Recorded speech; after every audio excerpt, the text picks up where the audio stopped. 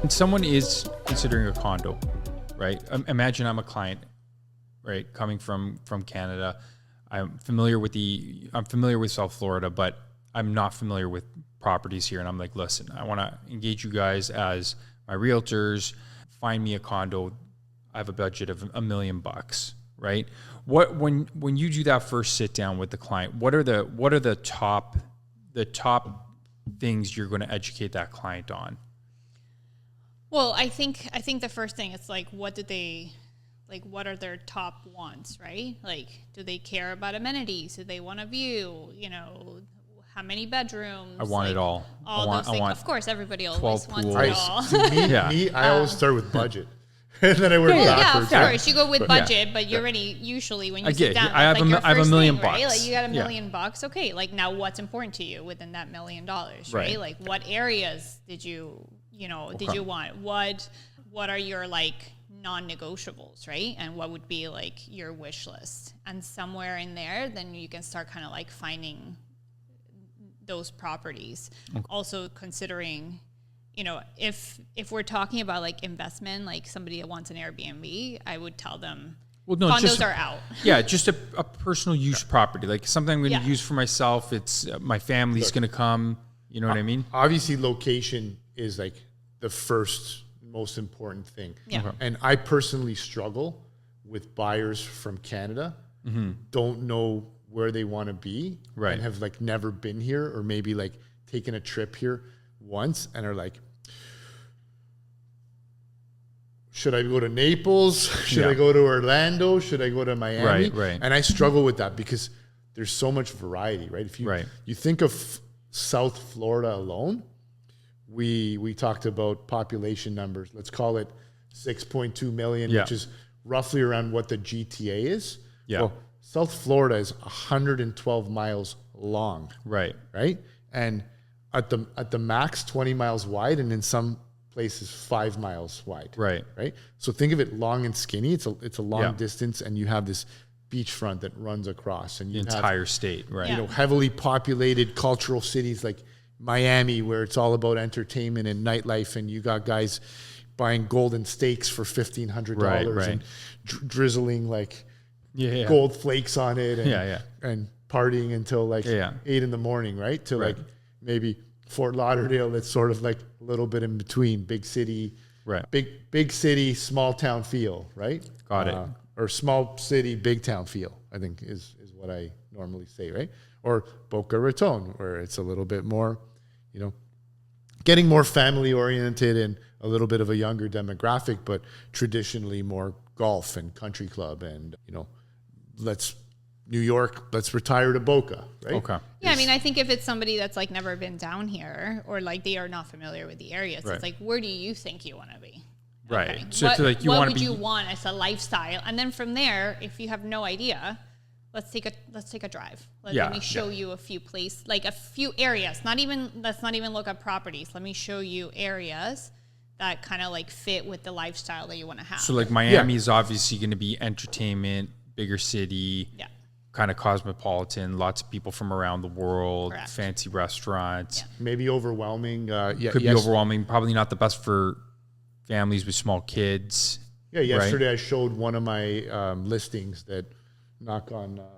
there's wood somewhere here. Right? But to an MLB player that just got transferred over to the Marlins, and he was with his wife, about to have twins, and they don't want to do the Miami thing. Right. So they're like, hey, Boca Raton, it's quiet, gated community, private, works for us, good schools, family oriented, but you still have the high-end restaurants. And it's funny, their agent that represented it was pitching it to them as, this is the Beverly Hills of Florida. Right, I of South Florida. I don't know if maybe a little bit of the Beverly Hills feel.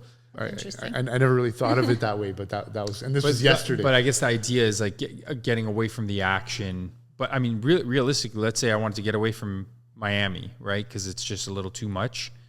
If I get something here in Fort Lauderdale, I mean, getting over to Miami is nothing. No, yeah. No. Well, that's the whole thing. You're in Miami in 30 minutes. Yeah, you still have access to the Miami, like, you know, if you want to go out for a night or you want to go for a weekend or whatever, it's still accessible. You're not like 2-hour drive, but yeah, it depends on your lifestyle. I think like Fort Lauderdale is kind of like a little bit like in between. You can go to Palm Beach in 30 minutes or you can go to Miami in 30 minutes. Yeah, so it's kind of like a central hub. Yeah. And I think that's one of the reasons there's a lot of interest in this area for personal use. Yeah. Property. Now, we touched a lot on the condos, and I guess the big thing with the condos is, I would assume you should be looking into the condo a little bit more deeply, because there could be variation from condo to condo in the sense that, hey, okay, we don't have a huge HOA fee at this particular in this particular building, but it's older, and if you double check, they have zero reserve. So you know, so there's some sort of a ticking time bomb coming up there. We know that property taxes are going to be high relative to what Canadians are used to, regardless of the type of property. Now, this brings me to a single family home or a townhouse, which is kind of a condo anyways, right? They classify them in townhomes, but it's really more of a... It's more of a condo. It's really more because of the management, and usually the townhome will come with some type of a homeowners association, which you'll get that in single family homes as well. There's a lot of and I wanted to talk about gated that. communities, which will have restrictions as well. Okay. And you know, in certain areas like Boca Raton also come with like mandatory membership fees. So I'll get calls and saying, "Hey, look at this house I can get for $800,000. It's 4,000 square feet. It's decked out. It's on a..." Right. But guess what?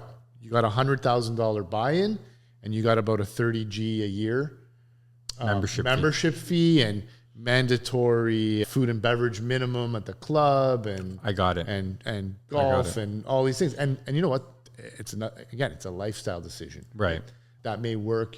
We don't particularly have a lot of clients who fit into that lifestyle. Right. We actually worked with a buyer recently who came from Chicago, relocation, very similar type city to Toronto, and they were really set. He was like, I want the safety of a gated community. I want to be in West Boca. I want the golf club community. Guess what? You know what? They ended up in a non-HOA, non-gated. I think it had a small HOA, but non-gated, non-golf community, because that's what worked best with their budget. Right. And you know, I think to Anna's point is, let's go for a drive. Get down here. You know, we start with that consultation call. You know, it's great that we have FaceTime and Zoom. You know, this is the value that we bring as real estate advisors, is to really understand what the needs are of the buyer, and then how serious are you and how committed are you to buying a property in Florida. Right. We've had investors for primaries, for hybrids, for pure investment, and some have come down several times. And once they actually come down here and see it and go around with us, and you know, it's an interview at the end of the day, right? They're interviewing us, we're interviewing them, because we're busy, and and we want to work with buyers who are committed to working with us. Exactly. And so it did, but I kind of wanted to segue into, you know, the difference. You talked about townhomes. No, the difference between buying a condo and a home. So this kind of goes perfectly into that hybrid use, use scenario where, okay, let's say I do have some money to buy a property here, but I can't afford to keep it going completely on my own. My understanding is condos are off limits pretty much. Yeah. Condos are pretty much off limits, with the exception of some like buildings that now in Miami are like allowing Airbnbs, and buildings that are new that are being built for that purpose. Like that's how they're being advertised, of like, you can buy this ultra luxury building and we will allow you to Airbnb it. And they have already in-house programs, and they kind of like make it easy. But obviously that comes with a cost. I would say here in Fort Lauderdale and in Palm Beach, it's very difficult to find a condo. If I would say almost like impossible. I'm not going to say like never, but that would allow Airbnb. So Airbnb for condo is out. I would even say Airbnb for a townhouse is out. Anything that has an HOA attached to it, it's pretty much going to have very strict restrictions on renting it out. Some may allow a 6-month rental. So you might be able to have a condo and rent it out for 6 months, or they might have like a 3-month rental minimum. But then those are tricky, right? Like, how do you find somebody who wants something just for 6 months, or how do you find somebody that wants something for just like 3 months? So that's out. So I'd say you want like a hybrid property, you're looking into a single family home. Okay. Without an HOA. Without an HOA. Without an HOA. Yeah, HOAs come with restrictions. So single family homes are your Airbnb thing. Now, that doesn't mean that every single family home is the perfect Airbnb, right? The market is saturated for Airbnbs down here. And so it's an idea that like people think, oh, I'm just going to buy this property, Correct. Airbnb it, cover my costs, maybe make a bit of a profit and use it whenever I want. You know, it's kind of a pipe dream. Yeah, but look, it's doable. It's good in a way because, like you said, when you open this up, these platforms have enabled opportunities for buyers who never would have been able to buy a home here in Florida in the first place, right? So, you know, the Airbnbs, the verbal's always been there. I think back to 1994. It's been around for a long time. It's been around for a long time. I had it's just no idea about that. Yeah. It's been around for But decades. Airbnb took it to the next level, right? Where it became like now people don't even say short-term rental, they call vacation it rental. They say I'm going to Airbnb this place, right? Yeah, and there's always been people who have privately rented out their properties. Like I remember coming down here in 1994 with my buddy, you know, Dave from Gatonero in Richmond Hill. Yeah. And we rented a little home right here off Commercial Boulevard, like probably about a 5-minute drive from where I now live. Yeah.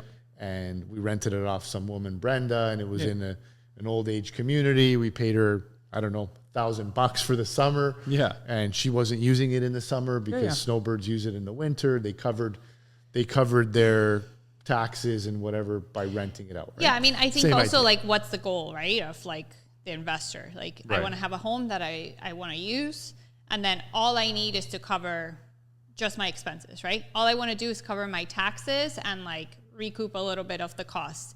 Then okay, cool. If you are looking to actually like pay off your home by renting it, I think you need to be very specific of what you want, what you have to buy.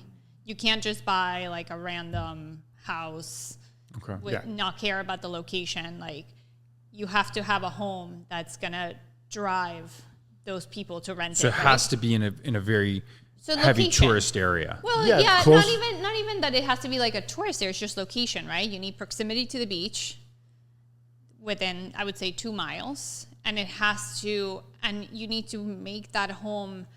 Like, how is that home going to be attractive? Like, you can't just put like, you know, IKEA furniture.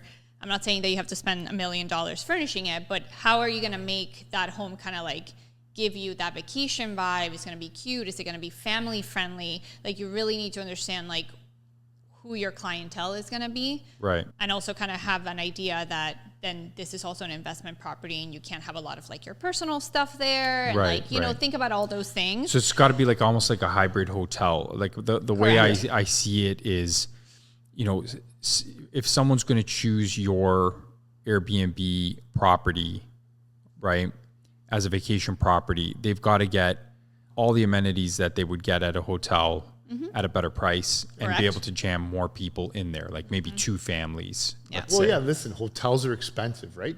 But it's about brand, it's about reviews and reputation, right? And it takes time to build that up, right? How are you branding your casita, right?